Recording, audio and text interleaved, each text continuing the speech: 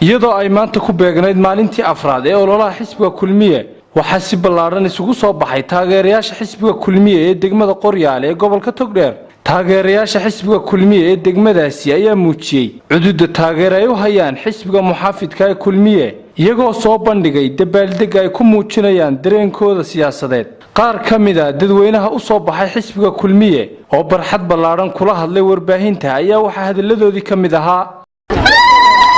anigoo gudoomiyihii cid ee Qoryaale soo digarogana waan soo guuray maal xafiisyadii markuu wareejinaa dilaa ka dhigo Kulmiye sabdax xafiis oo ku wareejinaa dilaa ka dhigo daryeelka midnimada guusha ee Kulmiye waxaan leeyahay Kulmiye inuu wadanahay aniga iyo intaan matalaaba Kulmiye aanu nahay waxaan maanta anigu miirkayga iyo maankayga qaba ku soo digarogtay xisbiga talada dalka haya ee Kulmiye ha noolaado waxaan idin leenahay dadweynaha waxa la leeyahay wixii naga hadhay xisbiga kale wadani naga hadhay cid waanu soo baabino waanu soo raray iyaguna inay soo raacaan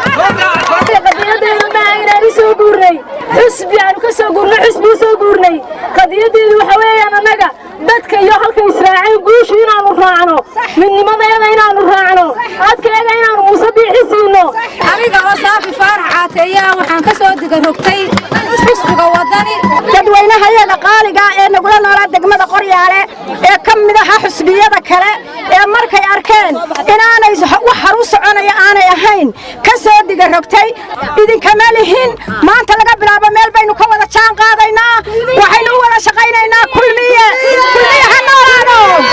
ragga doorashada u taagan durbaanka iyo ololahooda dusha sare markaan ka eegay markaan diiradda u qaatay dubaaqu wuxuu siiyay dayaxii xidiga tartamaya Kulmiye waa dayax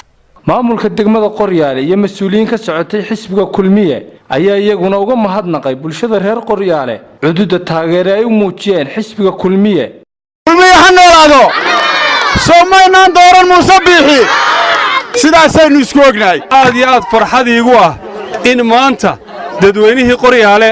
midhmidhkii inaga maqnaa majority-da marka horeba Kulmiyeyna wada joognay midhmidhkii inaga maqnaa in iminka ay magaranaysaa ay ku fakareen ama magaranaysaa maskaxdooda ka heleen